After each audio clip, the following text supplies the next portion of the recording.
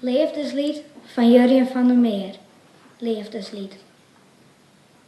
Hij had een veske van mij skreun. Het ziet hij niet in mijn tas. En doe ik het huiswerkmeidje zo, vond ik het liefdesbriefje pas. Hij schreeuwde dat hij vaak naar mij zegt.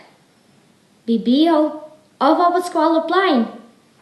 En dat ik mooie egen hier, dat had nog nooit niet in mij zijn.